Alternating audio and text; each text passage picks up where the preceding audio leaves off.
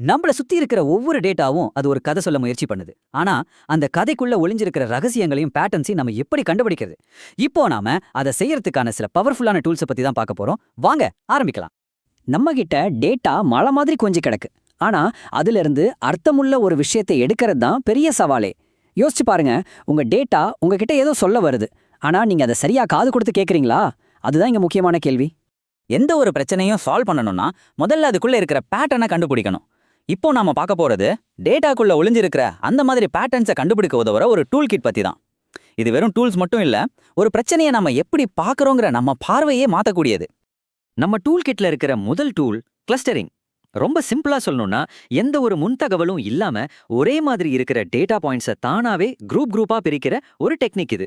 ஒரு சூப்பர் மார்க்கெட்ல வர்ற கஸ்டமர்ஸை அவங்க வாங்குற பொருளை வச்சு அலகலகு குரூப்பா பிரிக்கிற மாதிரி தான் இதுவும். இங்க பாருங்க, ஒரே டேட்டா தான், ஆனா வேற வேற டூல்ஸ் அதை எப்படி வேற வேற மாதிரி பாக்குதுன்னு. சில அல்காரிதம்ஸ் வட்டமா குரூப் பண்ணுது, சிலது வேற ஷேப்ல இருக்கிற குரூப்ஸை கண்டுபிடிக்குது. இதுல இருந்து என்ன தெரியுது? சரியான வேலைக்கு சரியான டூலை செலக்ட் பண்றது எவ்வளவு முக்கியம்னு புரியுது இல்லையா?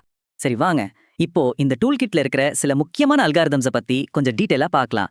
ஒவ்வொரு அல்காரிதமும் ஒவ்வொரு விதமான பிரச்சனையை சால்வ் பண்ண ஸ்பெஷலா டிசைன் பண்ணது.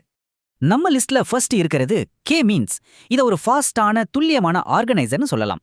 நீங்க சொல்ற எண்ணிக்கையில டேட்டாவை சட்டுன்னு தனித்தனி குரூப்பா பிரிச்சு கொடுத்துரும். சரி, இந்த கே மீன்ஸ் எப்படி வேலை செய்யுது?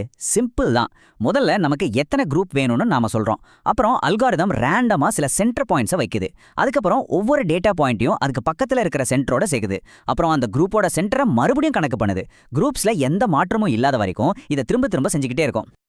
பாத்தீங்களா? இதுதான் கே மீன்ஸோட ஃபைனல் அவுட்புட். டேட்டாவை ரொம்ப தெளிவா தனித்தனி குரூப்ஸா பிரிச்சிருச்சு. ஒவ்வொரு குரூப்பும் அதோட சென்டரை சுத்தி இருக்கு. ரெண்டு குரூப்புக்கும் நல்ல கேப்பும் இருக்கு. ரொம்ப நீட்டா இருக்குல்ல? அடுத்த டூல் ஹைரார்கிக்கல் கிளஸ்டரிங். இது ரொம்ப இன்ட்ரெஸ்டிங். இது டேட்டாக்குள்ள ஒரு குடும்ப மரத்தை உருவாக்குற மாதிரி. இங்க வலது பக்கம் இருக்கிற இந்த சார்ட்டை பாருங்க. இதான் டென்ட்ரோகிராம். ஒவ்வொரு சின்ன டேட்டாவும் எப்படி ஒன்னு சேர்ந்து படிப்படியா பெரிய பெரிய குரூப்ஸா உருவாகுதுன்னு ஒரு மரம் மாதிரி காட்டுது பாருங்க. நம்மளோட அடுத்த டூல் DBCAN. இத ஒரு சோஷியல் டிடெக்டிவ்னு சொல்லலாம். ஒரு பார்ட்டில கூட்டமா நிக்கிறவங்கள ஒரு குரூப்னு கண்டுபிடிச்சிட்டு தனியா ஓரமா நிக்கிறவங்கள இவங்க யாரும் இல்லைன்னு தனியா ஒதுக்கிடுற மாதிரி. அதனாலதான் இந்த படத்துல இருக்கிற மாதிரி வட்டமா இல்லாத வித்தியாசமான ஷேப்ல இருக்கிற குரூப்ஸை கண்டுபிடிக்கிறதுல இது கில்லாடி. தனியா இருக்கிற பாயிண்ட்ஸை நாய்ஸ்னு சொல்லிடும். Okay, super. நாம இப்போ குரூப்ஸ் எல்லாம் உருவாக்கிட்டோம்.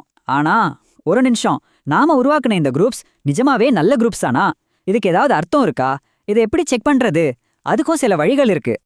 இதுக்கு ரெண்டு முக்கியமான மெத்தட்ஸ் இருக்கு. இடது பக்கம் பாருங்க, அதுதான் எல்போ மெத்தட். எத்தனை குரூப்ஸ் இருந்தா சரியா இருக்கும்னு கண்டுபிடிக்க இது உதவும். ஒரு கட்டத்துக்கு மேல நீங்க குரூப்ஸ் அதிகமாக்கினாலும் பெரிய பிரயோஜனம் இல்லைங்கிறத அந்த முழங்கை மாதிரி வளைவு காட்டுது. வலது பக்கம் இருக்கிறது சில்ஹோட் ஸ்கோர். இது குரூப்ஸோட குவாலிட்டியை செக் பண்ணுது. அதாவது ஒரு குரூப்புக்குள்ள பாயிண்ட்ஸ் எவ்வளவு நெருக்கமா இருக்கு, மத்த குரூப்ஸ்ல இருந்து எவ்வளவு தள்ளி இருக்குன்னு இது சொல்லும். ஸ்கோர் அதிகமா இருந்தா குரூப்பிங் சூப்பர்னு அர்த்தம். இதுவரைக்கும் நாம பார்த்தது ஒரு டைப் ஆஃப் ப்ராப்ளம். ஆனா ஒருவேளை உங்க டேட்டா ஒரு டைம்லைனா இருந்தா என்ன பண்றது? உதாரணத்துக்கு ஷேர் மார்க்கெட் விலைவாசி இல்லனா டெய்லி வெதர் ரிப்போர்ட் மாதிரி கால வரிசைப்படி டேட்டா இருந்தா அதை எப்படி அனலைஸ் பண்றது? டைம் சீரிஸ் டேட்டாவை அனலைஸ் பண்றதுங்கிறது ஒரு தனி சேலஞ்ச். ஏன் தெரியுமா? ஏன்னா இங்க ஆர்டர், அதாவது வரிசை ரொம்ப ரொம்ப முக்கியம். நேத்து நடந்த விஷயம் இன்னைக்கு நடக்கிறத பாதிக்கும். அதனால நாம சும்மா ரேண்டமா டேட்டாவை பிரிக்க முடியாது. இந்த மாதிரி சமயத்துல நாம சும்மா டேட்டாவை பிரிக்க முடியாது. காலத்தோட வரிசைக்கே மரியாதை கொடுக்கணும். அதுக்கு உதவுற டெக்னிக் தான் டைம் சீரிஸ் கிராஸ் வேலிடேஷன். இதுல ரோலிங் ஃபோர்காஸ்ட்னு ஒரு முறையை பயன்படுத்துறோம். சிம்பிளா சொன்னா, கொஞ்ச கால டேட்டாவை வச்சு அதுக்கு அடுத்த கொஞ்ச காலத்தை கணிக்க முயற்சிப்போம். அப்புறம் அப்படியே இந்த ஜன்னலை கொஞ்சம் முன்னாடி நகர்த்தி மறுபடியும் அதே வேலையை செய்வோம். இந்த படத்தை பார்த்தா உங்களுக்கு இன்னும் தெளிவா புரியும். பாருங்க, கடந்த கால டேட்டாவை வச்சு ட்ரெயின் பண்ணிட்டு உடனடி எதிர்காலத்தை டெஸ்ட் பண்றோம். அது முடிஞ்சதும் அந்த முழு விண்டோவையும் அப்படியே ஒரு ஸ்டெப் முன்னாடி தள்ளி மறுபடியும் அதே ப்ராசஸை ரிப்பீட் பண்றோம். நாம இப்படி பண்றதுனால ஃபியூச்சர் டேட்டாவை யூஸ் பண்ணி பாஸ்ட கணிக்கிற தப்ப செய்யாம இருக்க முடியுது. இது ரொம்ப முக்கியமான விஷயம். சரி, இவ்ளோ டெக்னிக்கல் விஷயம் எல்லாம் பேசிட்டோம். ஆனா இதெல்லாம் நிஜ வாழ்க்கையில எங்கதான் யூஸ் ஆகுது? இந்த டூல்ஸோட உண்மையான பவர் என்ன?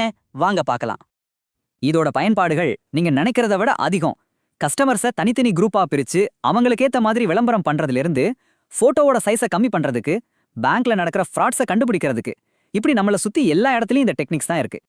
ஒவ்வொரு டேட்டா செட்டும் ஒரு புதையல் பெட்டி மாதிரி தான். அதுக்குள்ள ஏகப்பட்ட ரகசியங்களும் பேட்டர்ன்ஸும் ஒழிஞ்சிருக்கு. சரியான கருவிகள் மட்டும் நம்ம கையில இருந்தா அந்த பெட்டியை திறந்து அதுக்குள்ள இருக்கிற மதிப்புமிக்க விஷயங்களை நாம வெளியில எடுக்கலாம். இப்போ கேள்வி என்னன்னா, இந்த பவர்ஃபுல்லான கருவிகளை வச்சு அடுத்து நாம என்ன மாதிரியான மறைக்கப்பட்ட ரகசியங்களை கண்டுபிடிக்க போறோம்?